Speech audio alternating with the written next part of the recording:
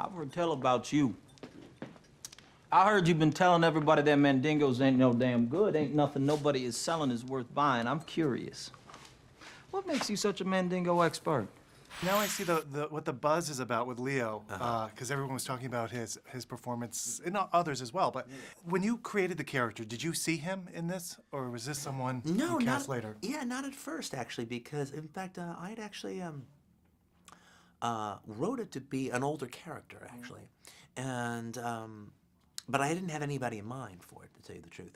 And then all of a sudden I got a call that Leonardo had read the script and was really responsive to the character of Calvin Candy, wanted to get together with me so we could discuss it. So I went down to his house and we talked about it for a little while. And he had a really interesting take on it. And I walked away and started like going through the paces with it, with the idea of him doing it. I mean, if I were to make the character younger, how would that change the piece? And I ended up really liking the idea of it for the simple fact that when I conceived the character, I kind of almost thought of him as an evil king, which is pretty much what a lot of these plantation owners were on these big pieces of land, because they pretty much owned these subjects that they had, whether they be the slaves or the poor white workers and their families that worked on the plantation. And then when I saw Leo and started imagining him doing it, I saw it more as could be the petulant boy emperor.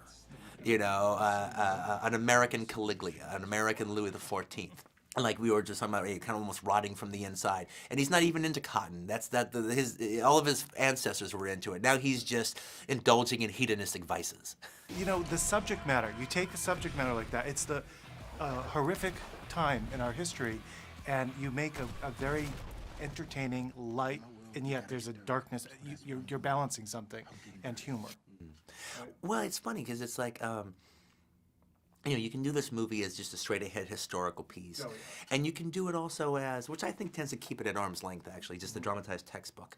And then you can, you know, you could do a Schindler's List kind of version of it that really takes you into the whole aspect of it. But I wanted to do it as a genre piece. I wanted to do a thrilling adventure set in the backdrop of slavery in the antebellum South. And my goal was, in the guise of an exciting adventure film, to take an audience member from the 21st century and stick them in the antebellum South in America at that time and have them deal with it.